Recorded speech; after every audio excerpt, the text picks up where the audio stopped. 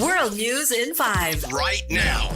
News and developments making headlines around the world in 5 minutes. World News in 5. Here on Radyo Pilipinas World Service.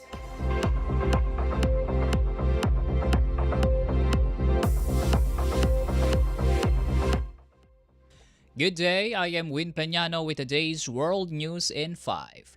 The foreign ministers of Saudi Arabia, Egypt, the United Arab Emirates, Turkey, and several other countries have condemned what they described as continuing Israeli violations in the Gaza Strip.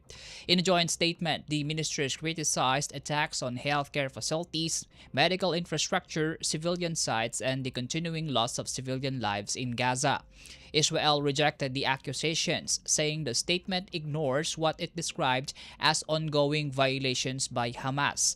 The office of Israeli Prime Minister Benjamin Netanyahu said any lasting agreement must ensure a demilitarized and terror-free Gaza, accusing Hamas of continuing to rearm, recruit fighters, and rebuild tunnels.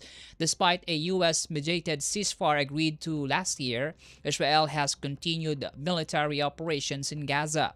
U.S. President Donald Trump recently said there had been a breakthrough in efforts to end the conflict, adding that Hamas had agreed to lay down its weapons.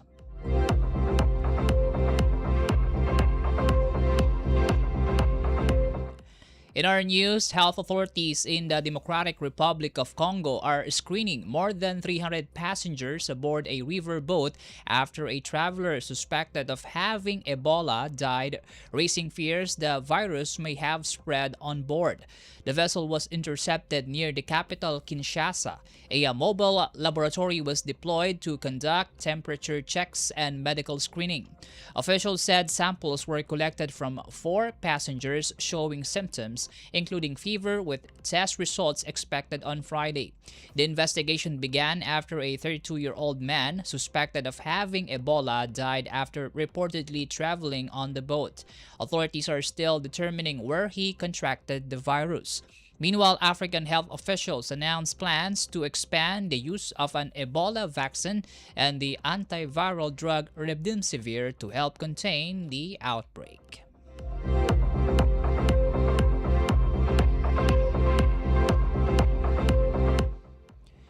Meanwhile, in the Caribbean, Puerto Rico has begun rotating water rationing as severe drought grips much of the island.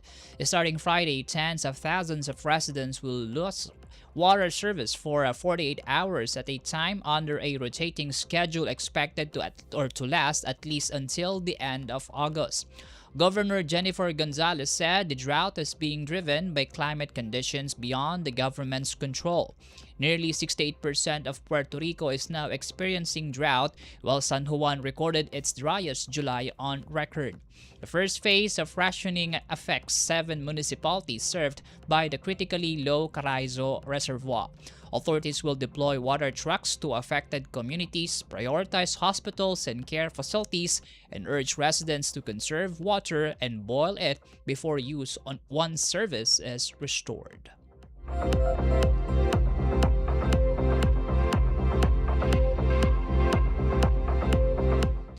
And in Canada, a wildfire has triggered an evacuation alert just 30 kilometers from Vancouver as hot and dry weather continues to fuel fires across western Canada.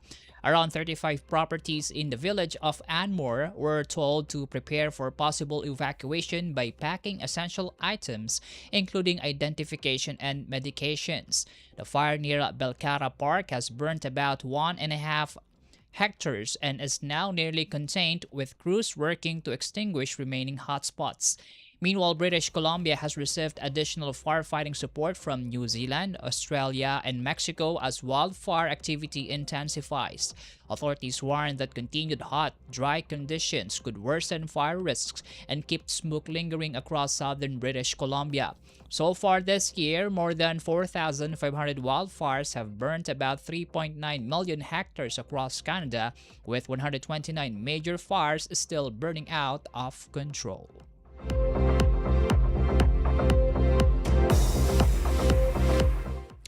And that concludes today's edition of World News in 5. For Radyo Pilipinas World Service, I am Win Peñano. Good day. World News in 5. Right now.